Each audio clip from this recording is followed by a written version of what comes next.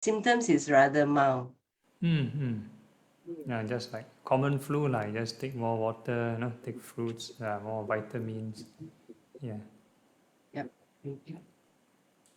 Hi, Is your sense of Susan. smell and taste affected?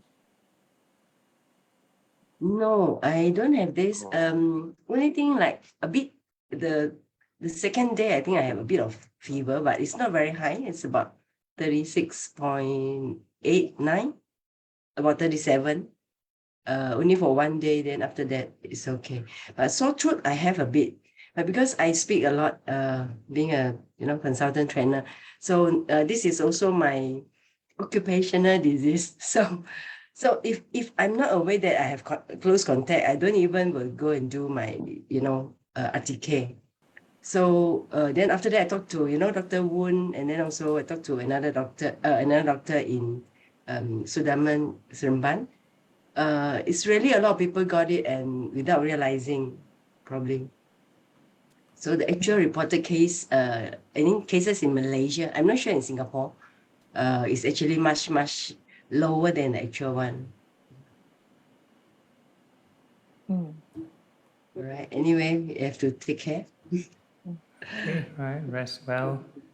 Ours, we are now Thank you. 13,623 new cases.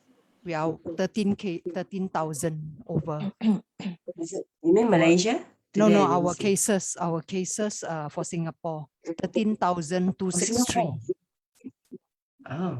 Yeah, but I think it's not true. For some, they say that it's 20 over 1,000. Yeah, I think some likely choose not to go for screening. for for the jab also. I think there are over 20 over 1,000 never go for the jab.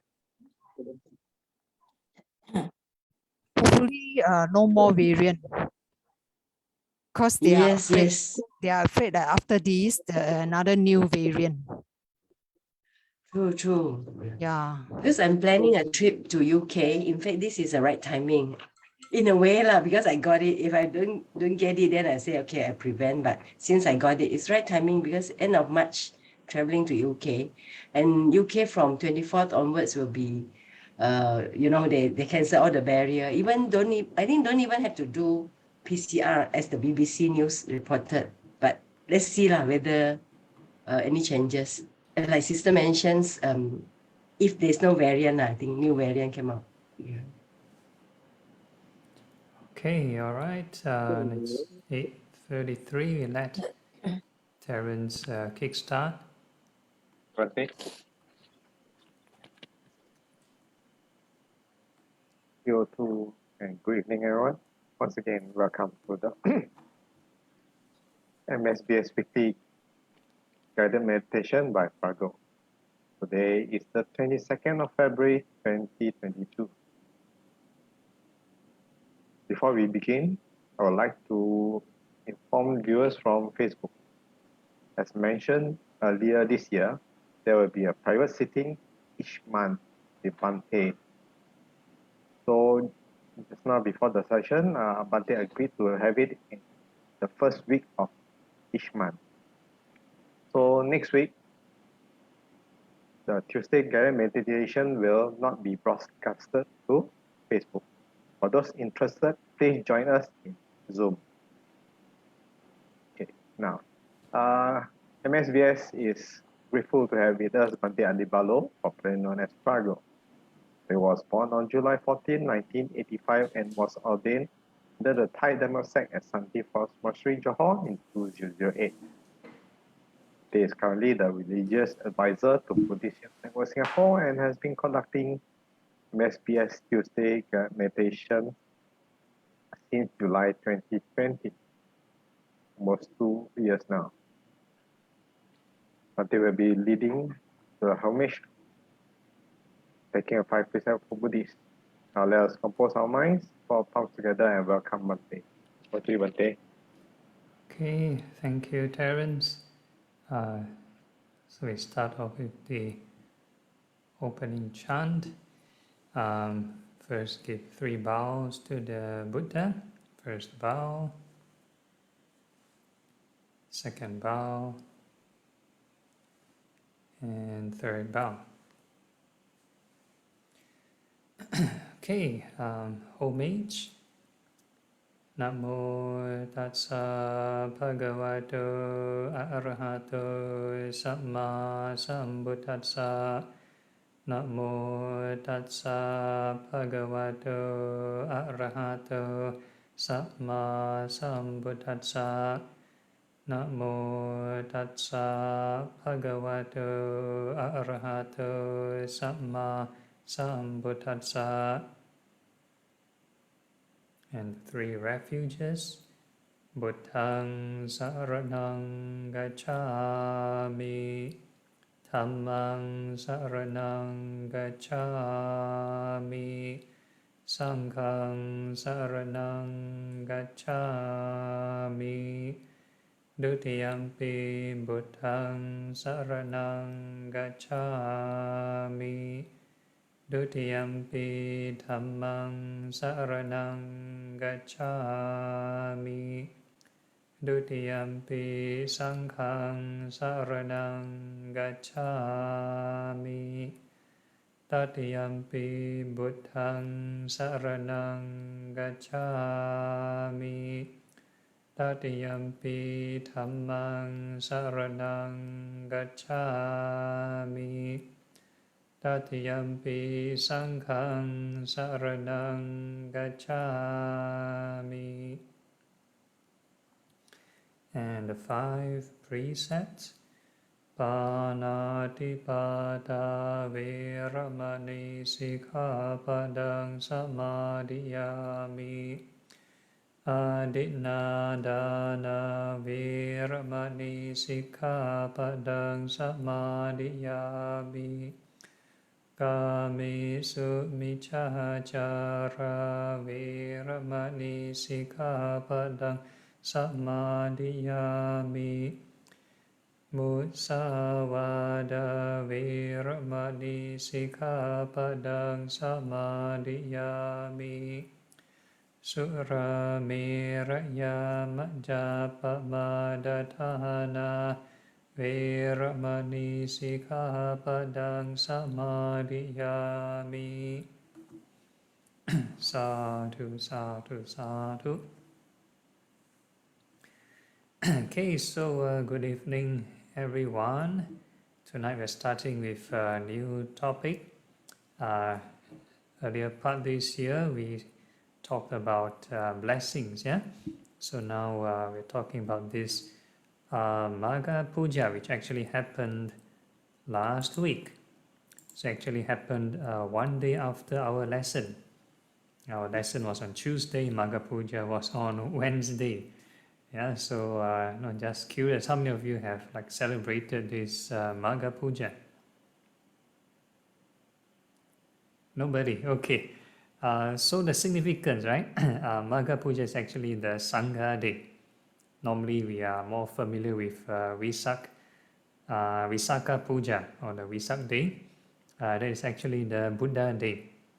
So in Buddhism we have the triple jams, so we celebrate the Buddha's day. There's Dhamma day, which is in July, Asala Puja, and this Sangha day, which is called Manga Puja.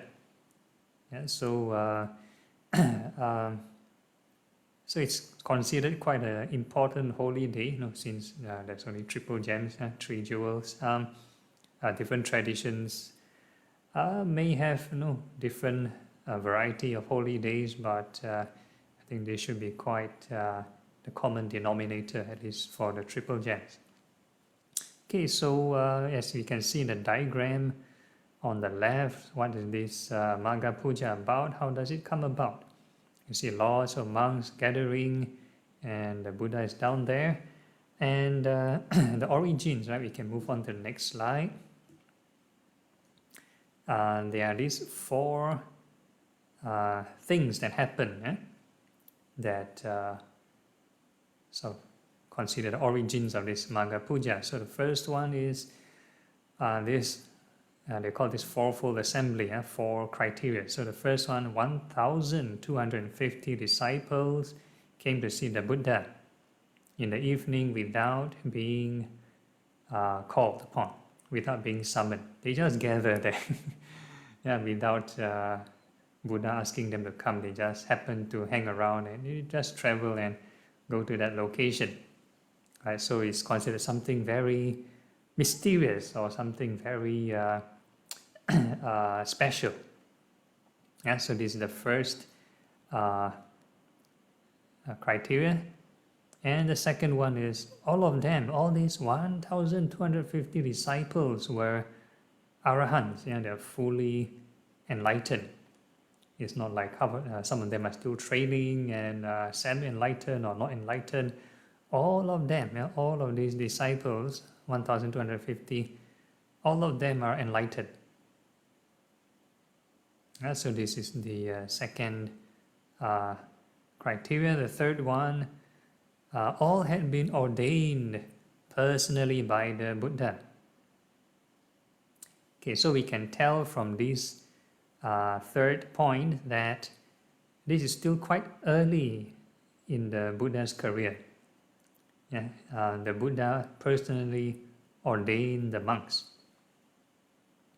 At the later part of his life, he sort of outsourced the ordination process to other monks. Because sometimes, India is very big, and the Buddha likes to travel around. So if imagine he's at the northern part of India, and somebody at the southern part of India wants to ordain. So he has to travel all the way to the north to meet the Buddha. It's a bit tedious or hard to find. Last time there's no GPS, no phone call. You can't ask the Buddha, hey, I'll meet you at this place, this time, this venue. You can't, yeah? You just wander and travel and you can't find him. So the Buddha allowed his disciples to ordain new candidates to become monastics. So that is like the later part of the career. And in rural areas, like you have a quorum minimum of 4 monks. 4 monks to ordain 1 new monk. Right? So this is the criteria being set. Of course, the more the merrier. And last time when the Buddha ordained was very simple. He just mentioned Ehi Bhikkhu, that means come monk, and that's it. No long chant, no long ceremony, no need to chant all those refuge, the precepts and stuff like that. He just, I think Upatis have been through the ordination procedure. You have to chant the Esahang Pante, right? Lots of things to memorize. Yeah, I can still remember. Can memorize. Yeah. Spend a lot of time memorizing. So that time was very easy. The Buddha just say one word, Ehi Bhikkhu, and that's it. Say, come monk. And that's it for the ceremony. No need to do lots of rituals. So 1,250 of these disciples were ordained personally by the Buddha. The Buddha just see that, okay, he's fit to become a monastic. He has the relevant criteria, mentally okay, practice spiritually wise okay, then they ordain. So being early part of this sort of his life, most of the monks would probably come from these the 5-year ascetics. There's these Kassapa brothers, the 3 leaders of a particular religious group that meditate on fire. They meditate on fire, and they sort of converted to Buddhism. Actually, in the Indian context, they were just considered shramanas, truth seekers. So it's very common their practice to jump around from teacher to teacher to look for the truth. So it wasn't institutionalized like, oh, this is what religion or that religion. In fact, the Buddha mentioned all these different schools are like different sects. So they ask, which sect do you belong to? Who is your teacher? So it's a bit more micro in level. It's not like it's a small community, I would say. Yeah, it's not so divided. Like even an incident like when they were showering or they're bathing along the river, they can mix up their robe. They are wearing like the same robes among the different practitioners of the different religious groups, right? So that's why after ordination, they invented this new ritual where you need to bindu this robe. You need to draw 3 circles in a robe to indicate that this belongs to a Buddhist monastic. Right? So the other religious group won't go and wear your robe. Right? So there's this ritual involved. So they were quite close in a way, yeah. And no, you have like the 80, or I think the early group of monks who were enlightened initially by the Buddha, and the Buddha asked them to go forth and spread the teachings. Right, so these are 1,250. Then you have the Venerable Sariputta and Moggallana. So these are like the early batch of monks. Okay, then it was the full moon day of the 3rd lunar month. Okay, so you can look at the calendar on the right. So actually the term Manga Puja, you can look at the last second row. You see the word Maga there. So Maga is not a uniquely Buddhist festival. It's a name of a month. So any religion in India, if they hold their religious ceremony, any puja in that month, they can call it Manga Puja. So likewise for Vesak. And Vesak is the second row from the top. It's called Vaishakha. Eh? So like the 6th, they have the Vaisakhi Puja, right? And probably other Indian religions before that, they also might have something similar. They use the name of the month of their calendar. And we have the Asalha Puja coming soon, which is the 1, 2, 3, 4, yeah, the 4th row from the top. They call it Ashada. So that would be like the Sanskrit, Romanized Sanskrit word. So the Pali would be Asalha. Eh?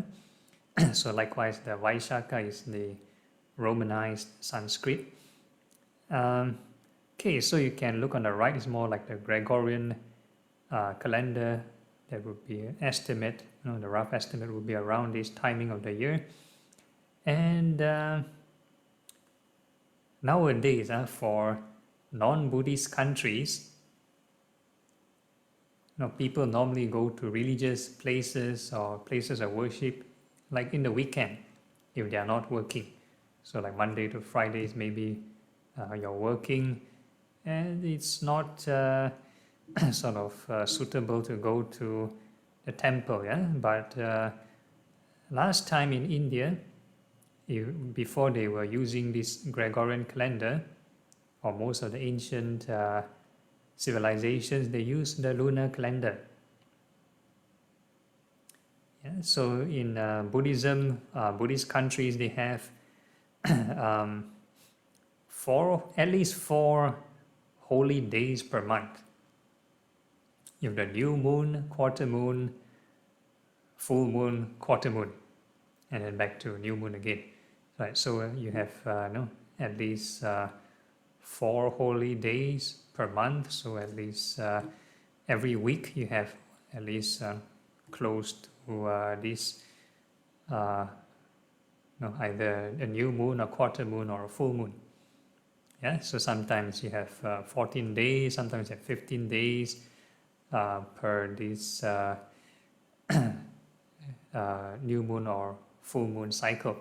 So sometimes you have the 7th day or the 8th day would be this quarter moon or the new moon or the full moon, right? So this one requires some ancient astrological knowledge. Either astrologer will come up with a chart, then you follow the chart given by the astrologer, or you yourself know how to calculate. Yeah? So this is the way to do it. And interestingly, again, in the early days of this Buddha's career,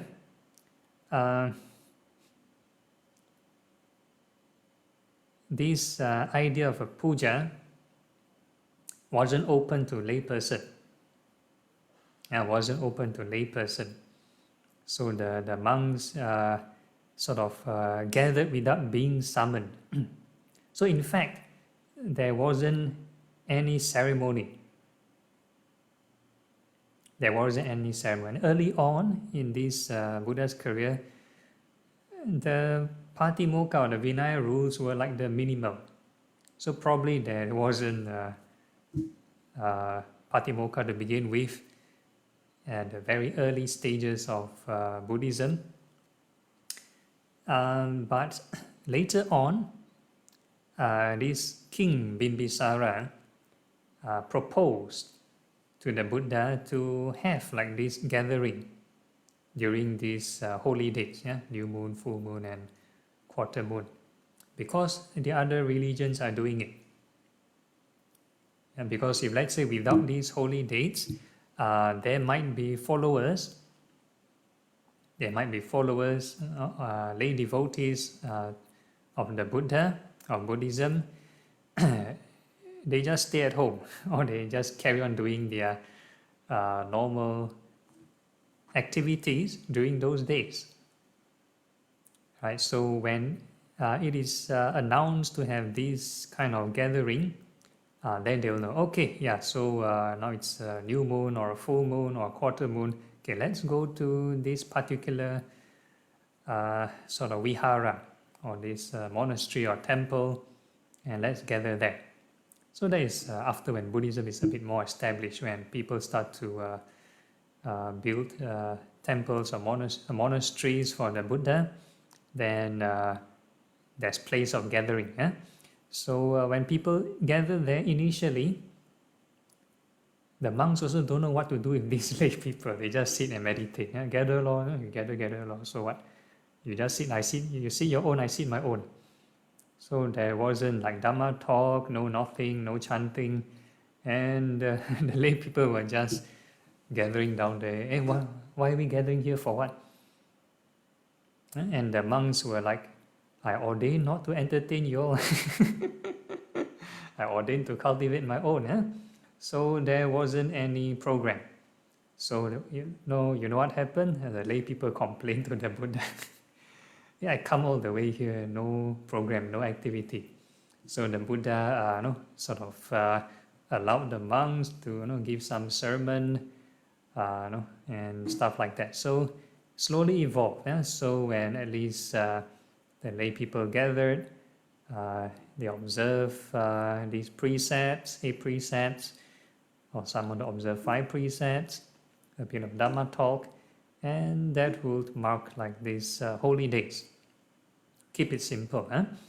And for monastics, every new and full moon will be the Patimokkha day. So when the rules get more and more, then it's essential for the monastics to gather to update.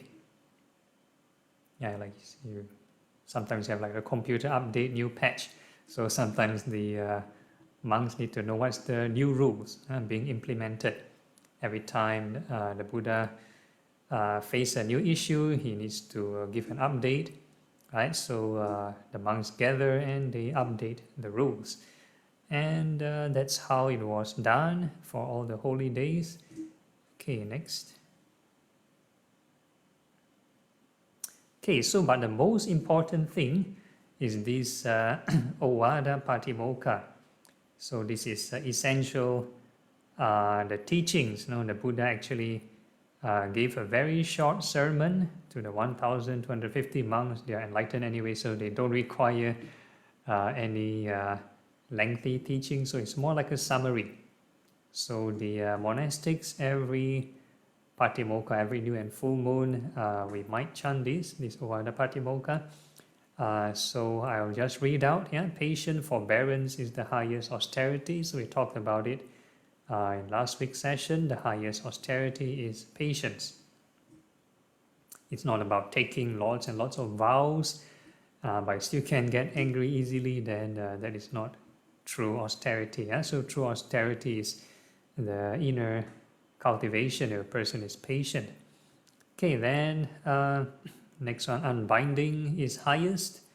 That's what the Buddha say. So Nibbana, so that's the end goal, regardless of what Buddhist tradition we are in. Eventually we are aiming for this liberation. And the third sentence, he is no monk who harms another. So again, we talk about harmlessness. We don't harm anyone.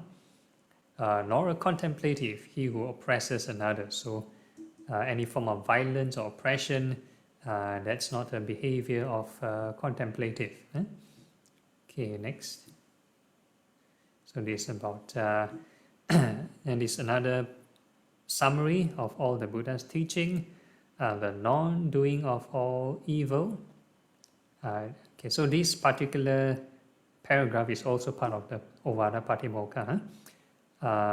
So early on we talk about not oppressing, that is not doing evil, so we observe the precepts, right? We understand the Eightfold Path, having right speech, action, livelihood, right thoughts including, so that is not doing any evil, performance of what is skillful, we do all that is wholesome, anything, so what we are doing, discussing this Dhamma, cultivating loving kindness, thoughts of wholesome thoughts, all these performing what is skillful, the cleansing of one's own mind, right? This is the Buddha's teaching. So any performance of good, we do it over and over again, using the Eightfold Path formula, having this effort, having this mindfulness, eventually it will purify the mind. So a lot of people think, just do good will do, then you just stop there. So additional improvement will be the effort, mindfulness, and concentration. So there's more on the mental purification. Okay, next. Okay, and the last paragraph of the Ovada Patimokkha, same repetition, not reviling, that means not abusing, verbal abusing, not injuring, not to harm physically, restrained in line with the monastic code. And all the monastics, so the Buddha's audience, so we're talking about monastic code, moderation in food. So moderation, so in the Buddha's time, for 8 preceptors and higher, we talk about eating after the daybreak to before noontime. Some may even want to eat 1 meal a day, so that's moderation in food. And of course you need to know how much moderation is moderation. Some people think, eat 1 meal or eat before noontime, so you have to include your dinner inside also, so you must stuff yourself as full as possible so that you can last throughout the whole day. Some people have this idea, which is not very healthy. Actually, the Buddha, inside the Vinaya, he mentioned, if you fill your stomach to like 70% full, 3/4 full, that is an ideal fullness. So for those who learn maybe mechanical engineering, I think 75% would be an ideal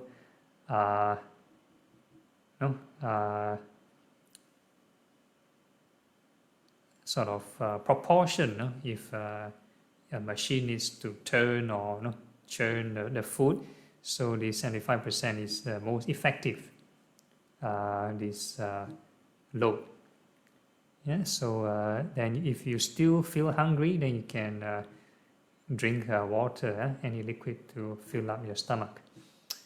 Okay, so that's 75% moderation in food. So for those who are not observing 8 precepts, still taking dinner, then 75%. Dwelling in seclusion. So I talked about this topic last year.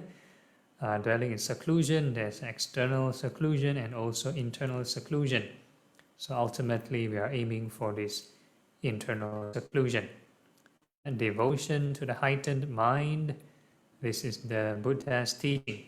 So a person does all those things, right? Moderation in food, you live in seclusion. The purpose is to devote to a heightened mind. You must have this right view first. Yeah? If a person doesn't have this right view, you can do all the external preparations. You can live healthily, live peacefully, harmoniously. But if a person doesn't have intention to train for heightened mind, then it's a bit of a waste of the conditions. So this is the end of the presentation. Now it's 9 o'clock. I leave the floor open for Q&A. Any questions or suggestions for next month's topic?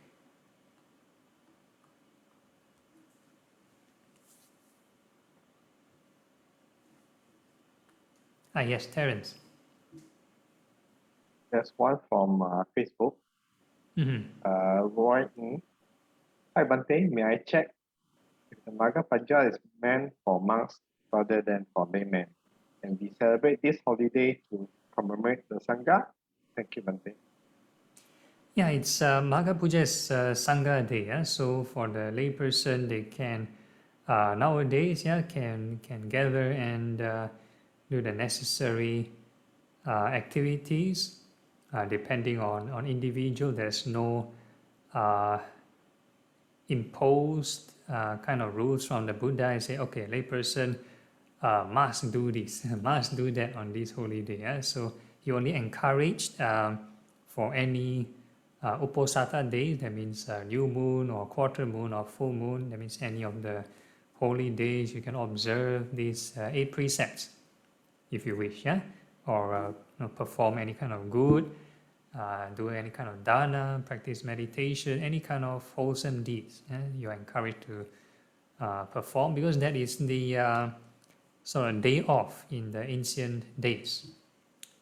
May not be your day off for your working life, but you're going to take it to current context in your current this calendar.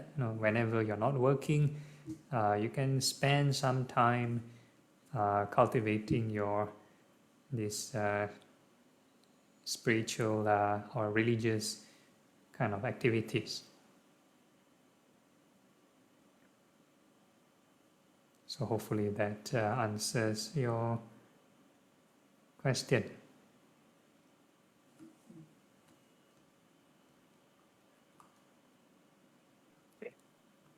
I think this event happened in the Virtual Speak, is it? Where did the event happen? Which event? The first congregation of the 1,200 people. Where did the event happen? I have to go and check it up. I've forgotten where is it.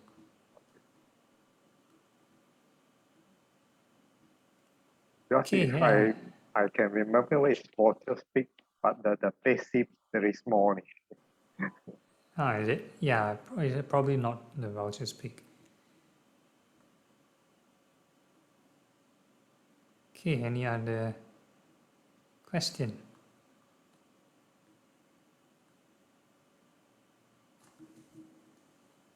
All okay? Ante, just now you mentioned the moderation in food, then the dwelling in seclusion. What is the external and internal? What does it mean? Okay, external seclusion would mean like living alone in the wilderness, secluded. If let's say isolation, one person at home, or in a forest, something like that. So that is an external kind of seclusion. But then if a person is not properly trained, or they do not have proper instruction, and internally, even though externally they are isolated or secluded, internally they can go mad, go crazy. When we have the COVID pandemic going on, lots of people cannot take it, living alone. So likewise, if a person is not well instructed, not in the right condition, their mind is not mature enough, they live alone, then not conducive. It's like any soldier or any wild animal or any tribesman, hill tribesperson living in the forest, no different.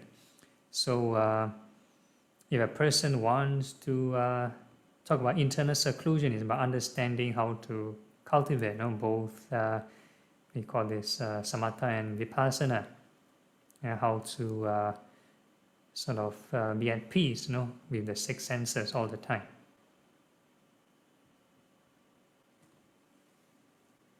If they want to, that answers. if they want to have seclusion, they more or less have to have guidance. Yeah, that's why it's important to have guidance and instruction. That's why we talk about this Kalyana Mitta, or spiritual teacher, spiritual friend. Okay, thank you, Bhante. Okay, no problem.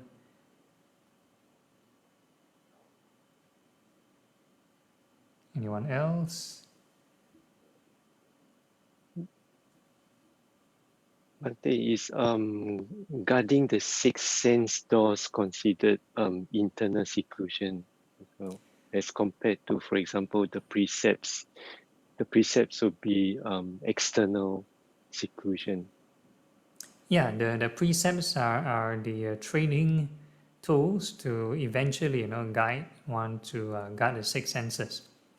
So as long as a person can eventually guard the six senses and have this detachment, reduce desire until you have this inner contentment, then this would consider this inner seclusion. All right. Anyone else?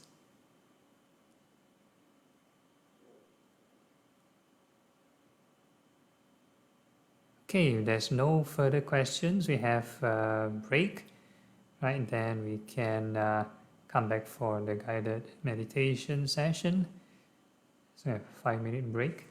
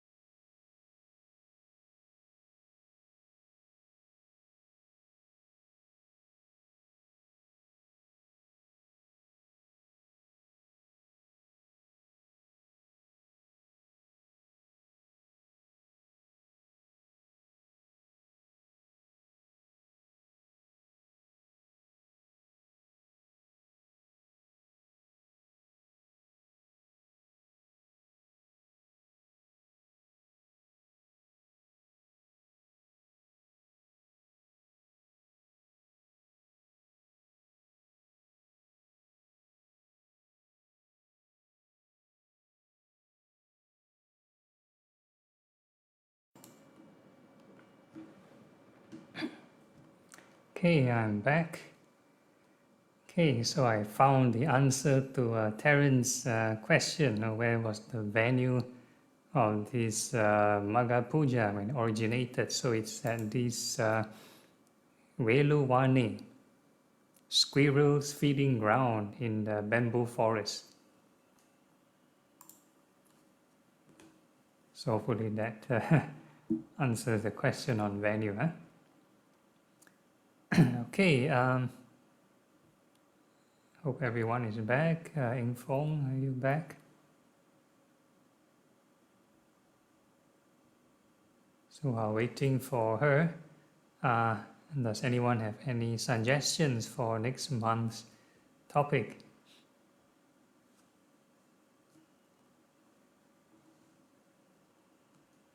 Any burning questions or subject you want to discuss?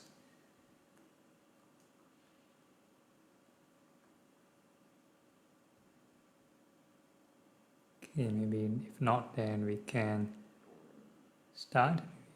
So on the way, maybe Infong can come back. Okay, so we find comfortable sitting position.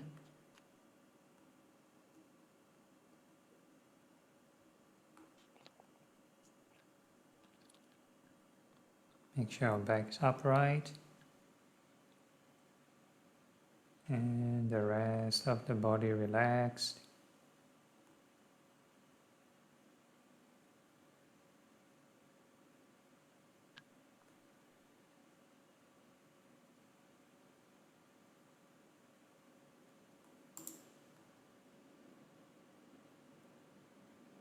Okay, and the first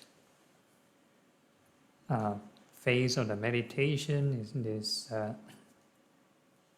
impurities of the body meditation. So that is to reduce lust, reduce craving or attachment to the body. So we first visualize all the hairs, and we wish all the hairs well and happy.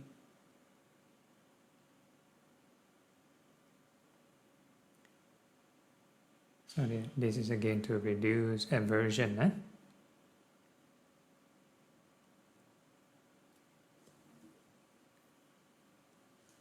And every time we think of a new image, we conjure a new image, a new patch of hair, a new area, then we need to repeat the wish, wish it well and happy again.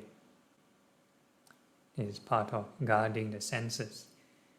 When we think of a new image, that is mind or contact. And if left unintervened and we let it autopilot, it will naturally cling on to greed or hatred.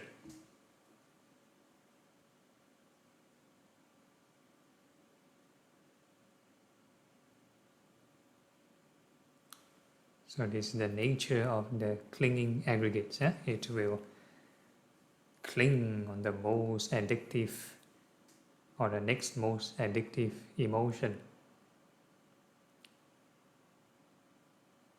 So if habitually we have unwholesome habits, then we will cling on to these unwholesome emotions. If we have something wholesome done throughout the day, then we will cling onto those wholesome memories, wholesome emotions. So for a particular meditation, we are talking about cultivating wisdom. So we are creating a new path, creating a new habit. Every time we think of a new image, we wish it well and happy. So we do this for all the hairs from head to toe.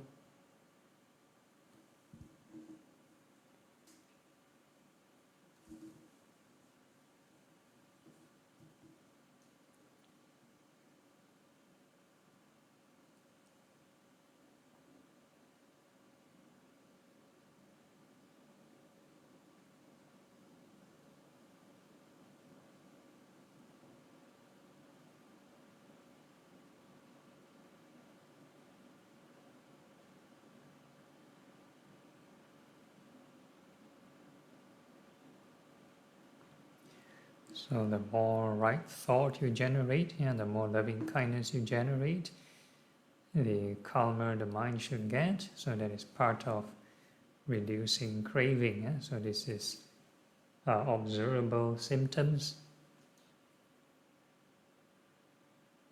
And if we are generating too much expectation, either we are coercing the mind, oppressing the mind, then there will be more tension, more anxiety, more stress, which is the symptoms of suffering.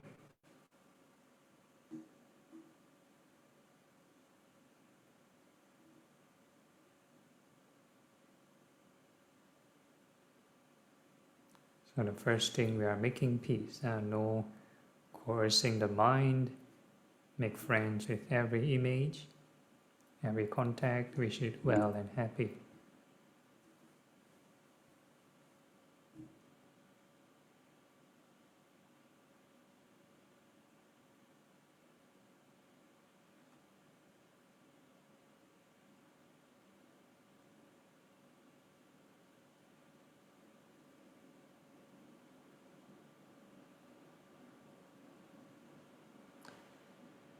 And once there's certain level of inner peace, then we can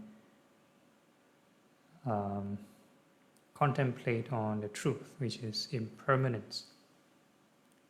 So this impermanence is to reduce this greed or attachment to the body. So we think that all these hairs go through birth, aging, sickness, and passing away. And we just think these hairs growing and falling, many, many cycles.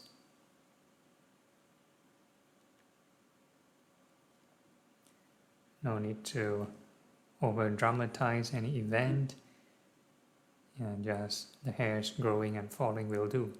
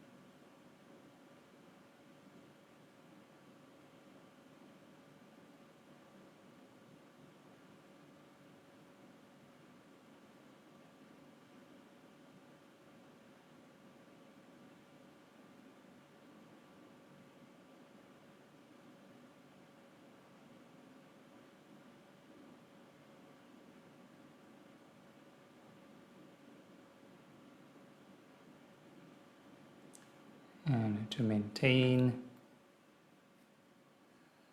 this process of detachment, we need to keep repeating this observation of impermanence, birth and death, arising and passing all the time.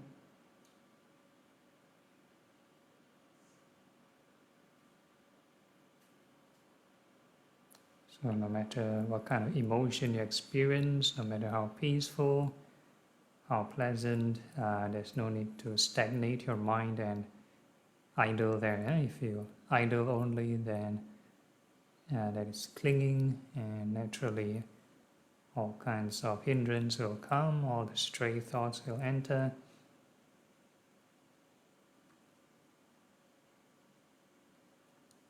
So in order to cultivate a heightened mind, you need to put in this right effort. Every moment, keep on generating right thought.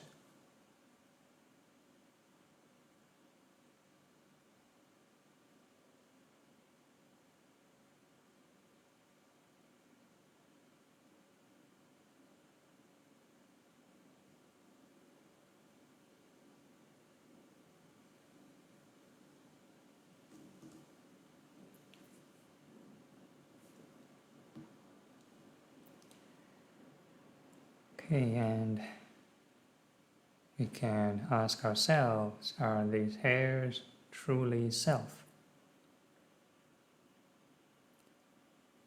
Can we tell the hairs not to go through birth and death?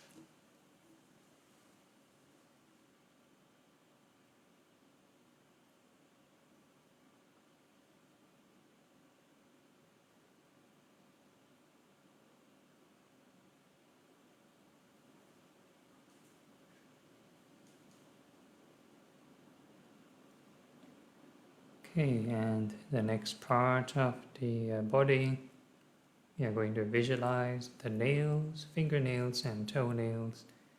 May they be well and happy.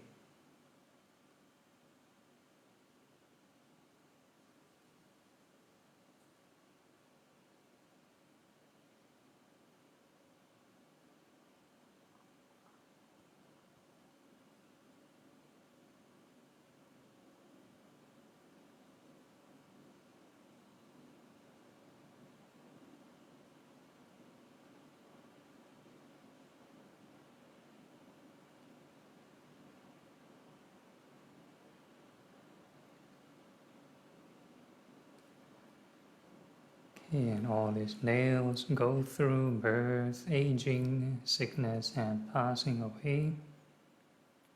So they grow along and fall off, grow along and fall off, many cycles of birth and death.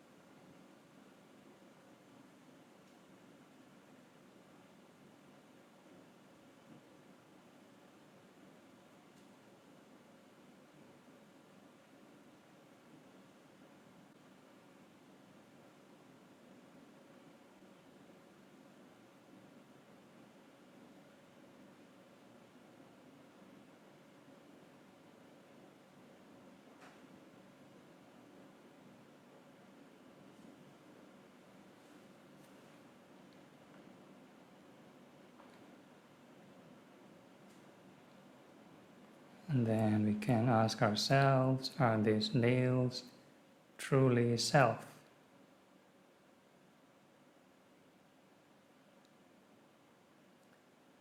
Can we tell the nails not to go through birth and death?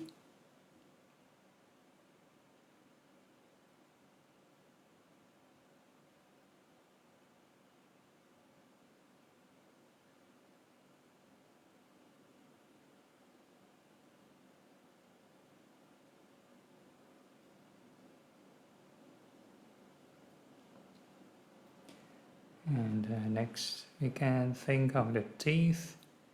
We wish all the teeth well and happy. All the upper rows of teeth, may they be well and happy. And all the lower rows of teeth, may they be well and happy.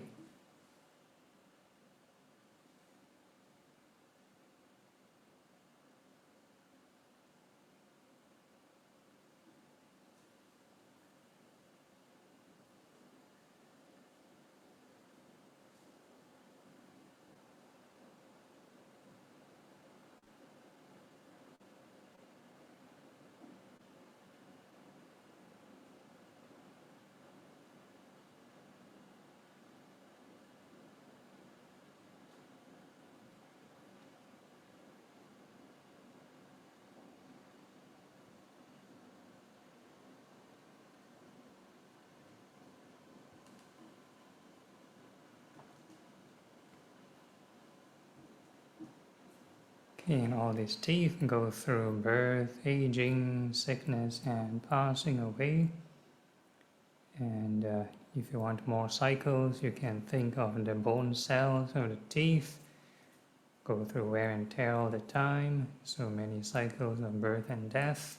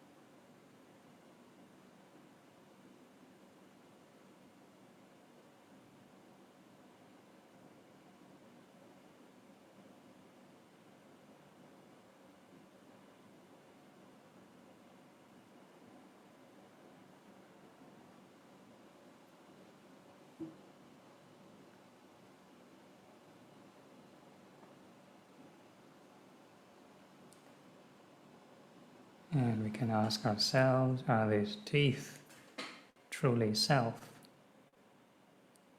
Can we tell the teeth not to go through birth and death?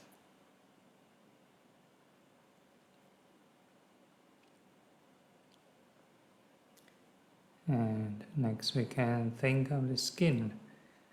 And we wish the entire skin from head to toe well and happy. And the skin again is quite a large area, so every time we think of a new patch of skin, we wish it well and happy.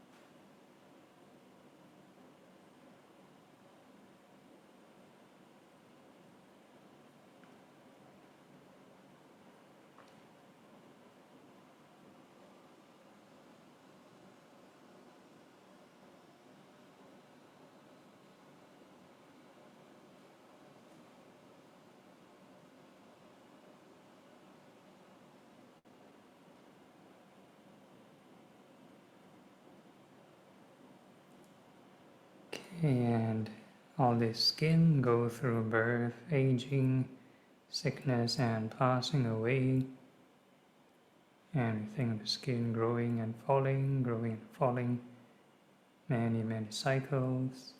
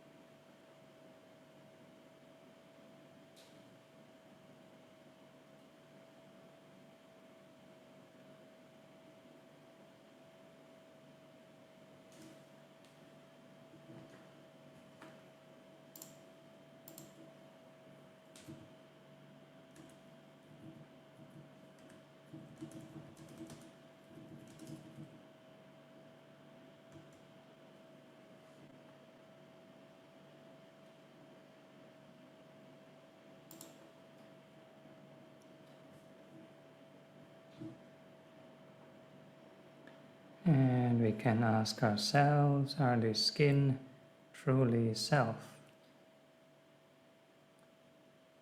Can we tell the skin not to go through birth and death?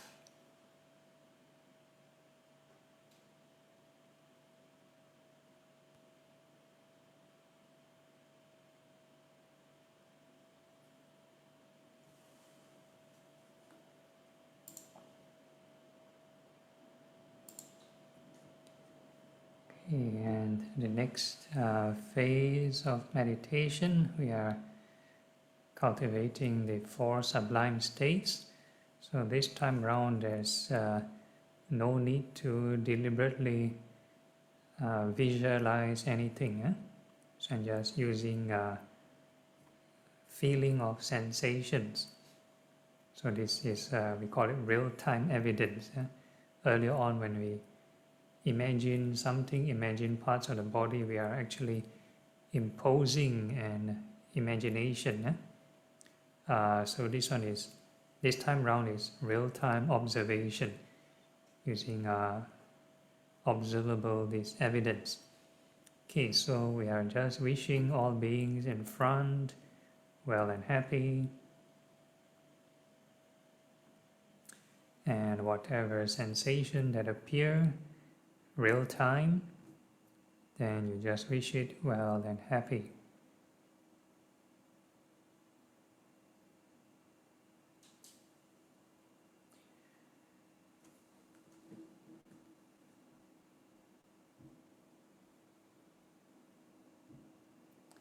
And we come back to ourselves.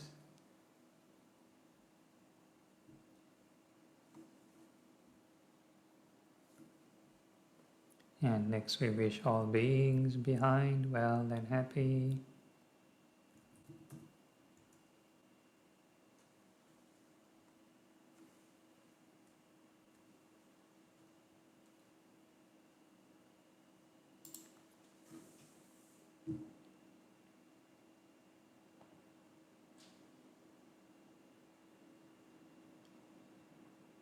And we come back to ourselves.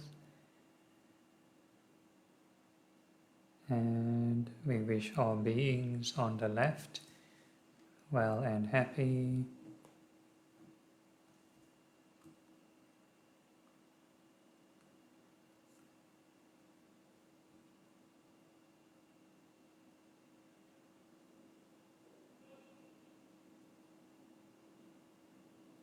And we come back to ourselves. And we wish all beings on the right well and happy.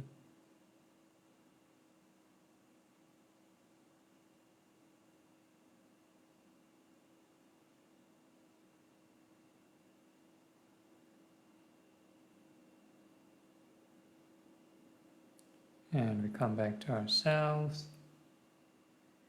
And now we wish all beings above well and happy.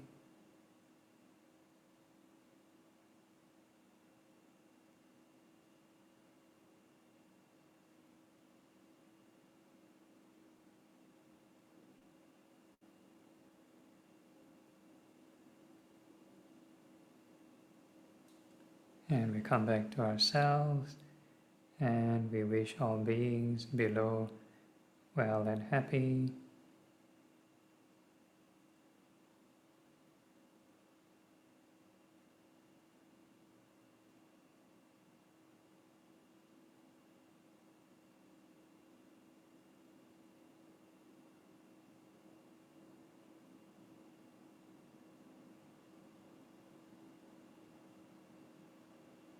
And we come back to ourselves. So this time round, we are going to suffuse the entire body with loving kindness. So we wish all the sensations in the body well and happy.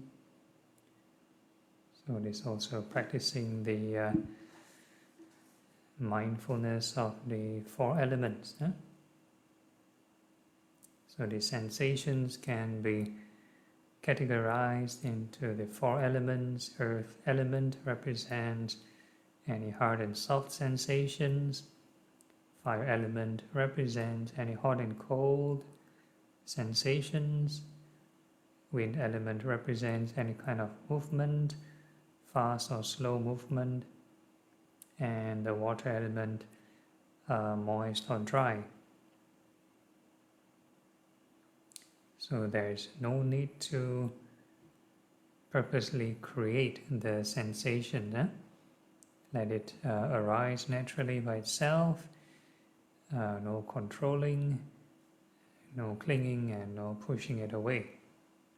So when it arises, we just wish it well and happy.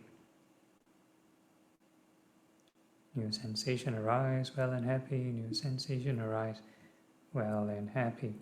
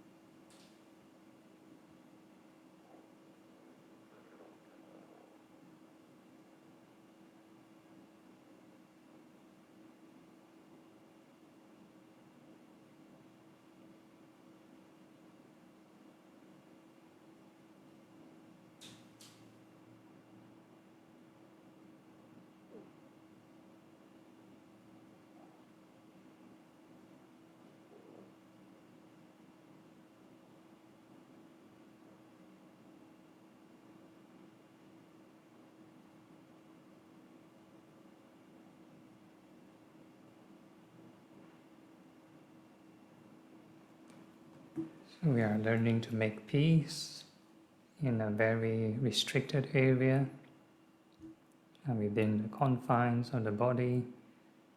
So this small area is being mindful of a restricted mind. And next we can enlarge the area and we wish all beings in all directions well and happy. No need to push your attention. Let it enlarge naturally by itself. However far you wish to expand, let it expand, and if it stops, then that will be your universe. And again, no need to purposely visualize the sentient beings. We have no idea how all sentient beings look like. So, however far the mind expands, it will naturally encompass all the sentient beings within that field of attention.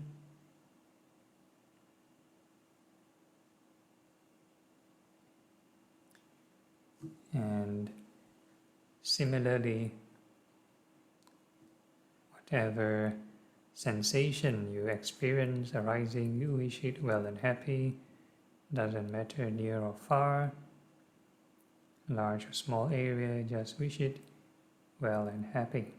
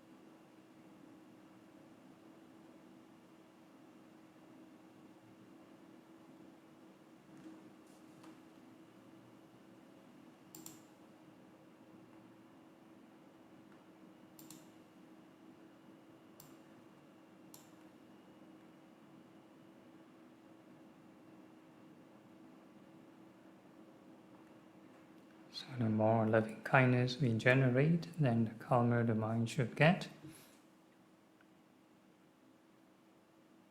And no matter how peaceful, how still the mind, we call this in order to lengthen this concentration or this stillness, it is not to stay with the calmness. It is to take note of the calmness and the sidelines, but the main emphasis is to keep generating loving kindness for every sensation.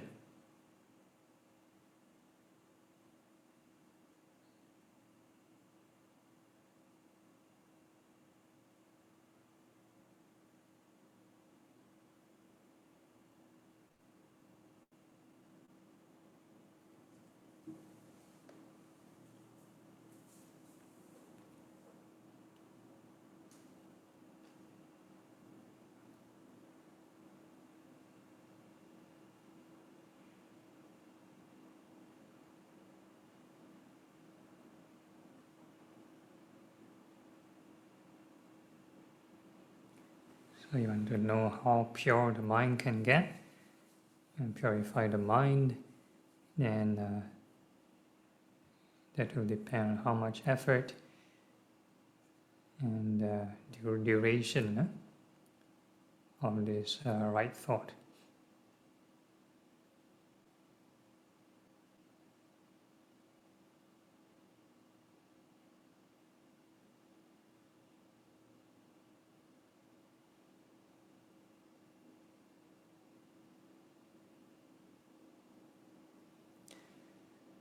And next we can add some insight, some wisdom to the practice, and we are going to cultivate or contemplate on impermanence. How to develop a more unconditional, a more detached kind of loving kindness.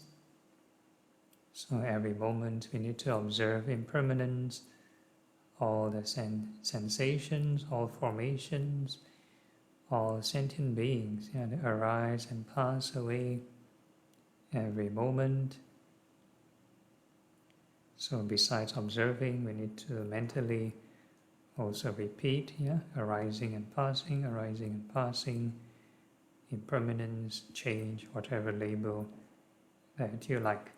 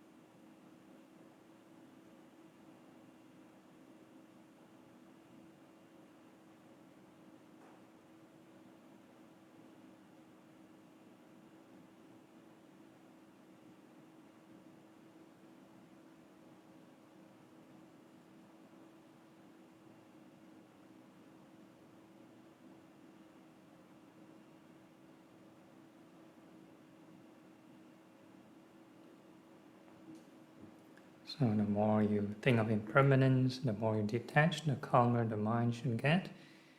And similarly, no matter how calm the mind is, continue with this impermanence. So the calmness through insight and the calmness through just pure samatha will produce different kinds, different grade of calmness.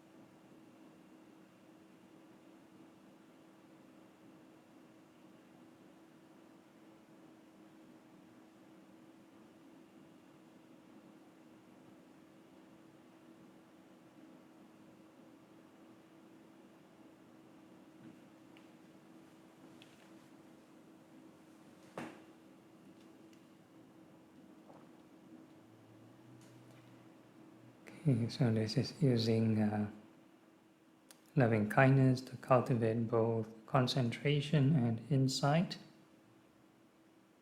And next we can move on to the second sublime state, which is compassion.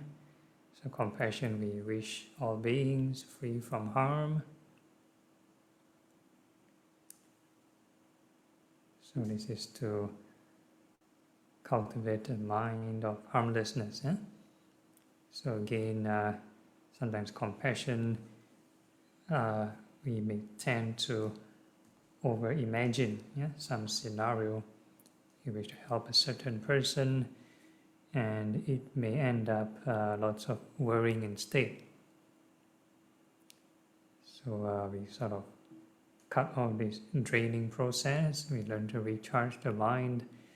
So we just observe the here and now sensations. Every sensation that arises is subject to clinging and suffering.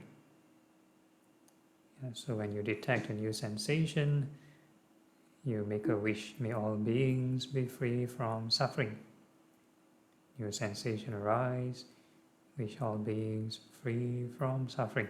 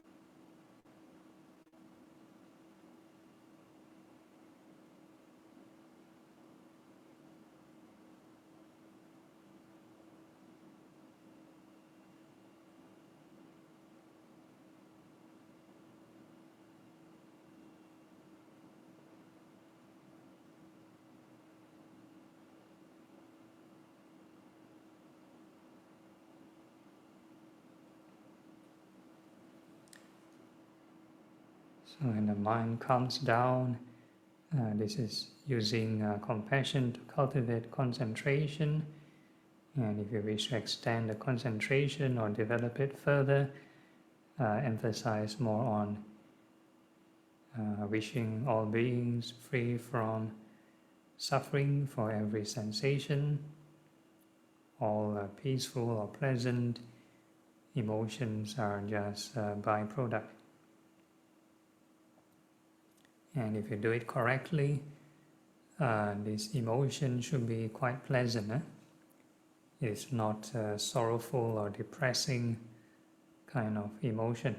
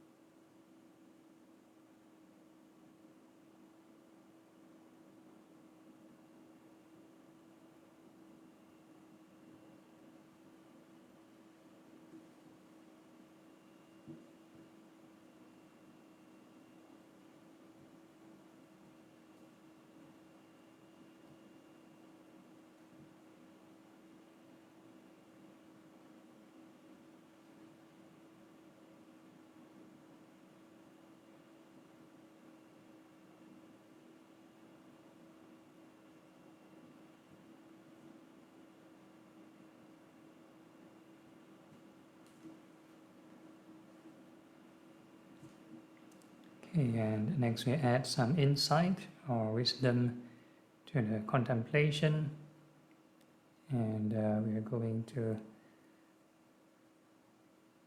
contemplate how to overcome this suffering. And again, it's through detachment, and we need to keep observing impermanence. All sentient beings will go through birth and death, so we just observe the here and now. sensations every moment, going through birth and death all the time.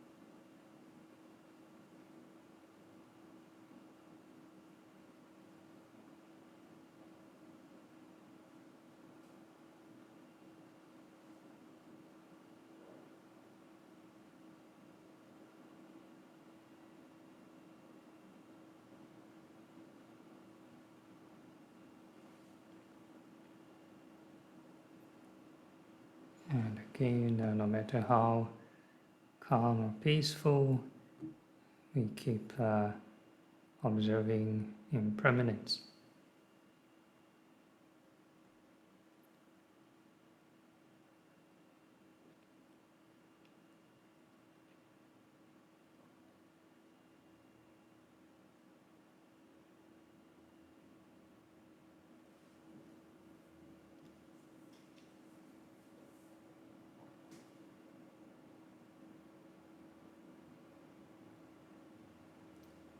Every time the mind detaches, it will get calmer.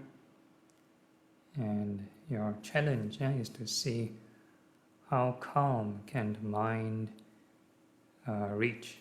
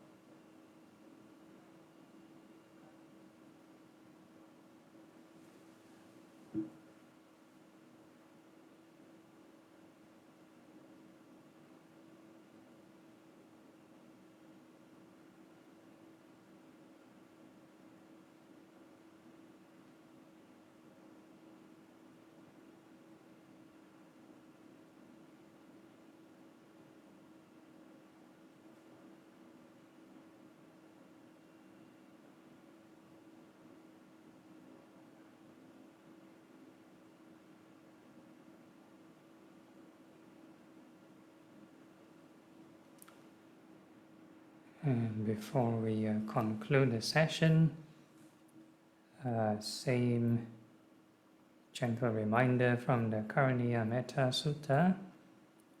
As long as we maintain this boundless, sublime state, be it standing, sitting, walking or lying down, then this is the highest conduct.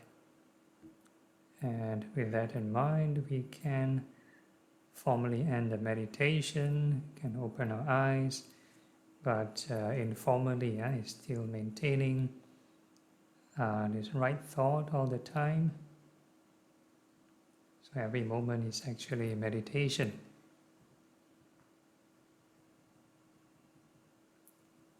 Right? So we talk about guarding the senses, yeah? So when we sit and close our eyes, we have eye, ear, nose, tongue, body and mind. When we open our eyes, still have eye, ear, nose, tongue, body and mind. And so it's about maintaining right thought all the time. Okay, any further questions? If not, we can conclude.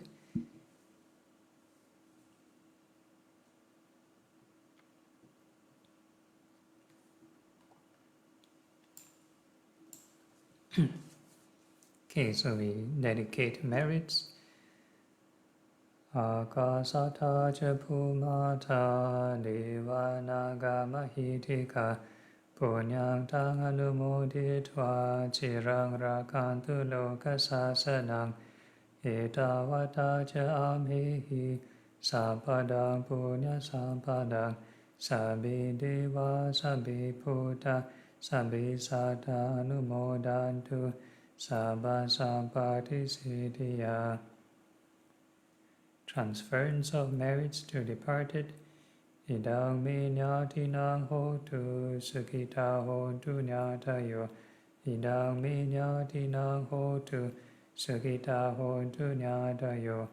Idang me nyatinang hotu sukita hotu nyatayo. And aspiration. Imina punya kamina mami bala samagamo. Satang samagamo hotu yavani bana patiya. Sadhu, sadhu, sadhu. Okay, all right, so that's the end of the session. Any other announcements from Terence? Just a reminder, for next week, there won't be any live broadcast on Facebook. Do join us on Zoom. Yeah, so basically next week's session is more a bit like interview, yeah? Because sometimes people may have questions and they feel a bit embarrassed to ask and get live streamed on public. So if anything practice-wise in your meditation, you find it personal and you want to ask questions on next week's platform, feel free to do so. And good night. Yeah, see you all next week. Thank you, Bante. Okay, all right. Thank you, Bante. Okay, Thank no you, brothers problem. and Good sisters. night. Good night, Sadhu. everybody. Good night. Thank you.